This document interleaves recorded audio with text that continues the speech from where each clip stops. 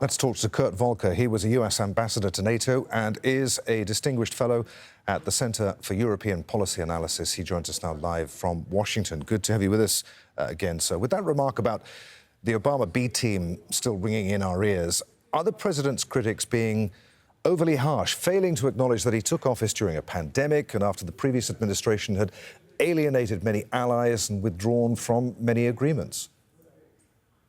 Well, to be honest, I think the criticism is well-founded. I think particularly about Afghanistan, that was a completely unforced catastrophe. It was a decision that was made here in the U.S. to withdraw abruptly, where everyone was advising that the Afghan government would collapse if we did that, and yet we went ahead anyway. I think that creates a damaging image for the United States in the world, that we lack resolve and that we lack the stomach to follow through, that we will not stand with allies. And that in turn has given encouragement to both Putin concerning Ukraine and to Xi concerning Taiwan.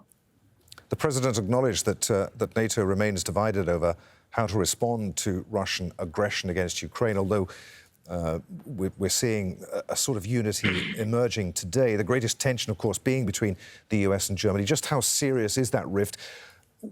Has Secretary of State Blinken been able to heal it today? Well, several things were unfortunate in the president's remarks yesterday.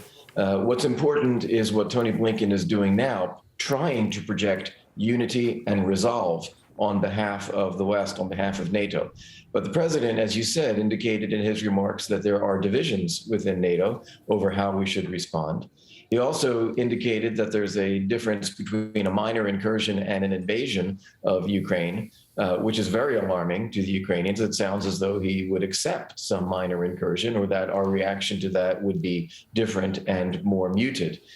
So Tony Blinken is having a lot of work to do today to try to get the message back on track that indeed we are united with our allies, and indeed there will be consequences if the Russians go ahead and invade. The president says he makes no apologies for what he did in Afghanistan, and that there was no way to leave the country. You talked about the image damage, the damage to reputation that withdrawal has done to the US.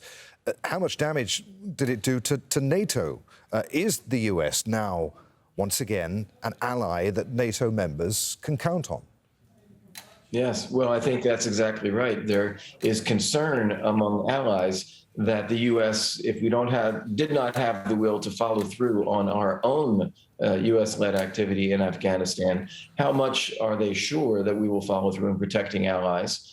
And how much are we willing to protect non-allies when European security is in the balance, such as is the case with Ukraine?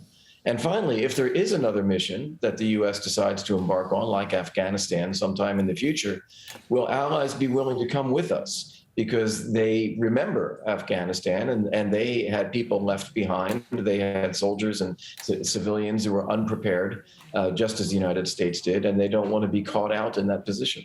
The president acknowledged that it's been a year of challenges. He, though, insisted that his administration has outperformed expectations.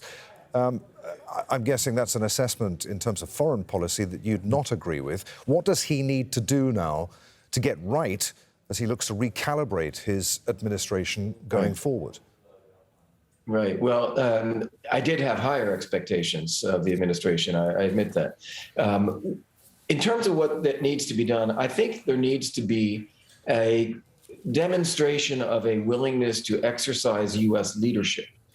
We need to have clear principles and goals in the world and realistic strategies to achieve them that we will back up with our own action, with our own military forces if needed, economic sanctions, political pressure, and so forth.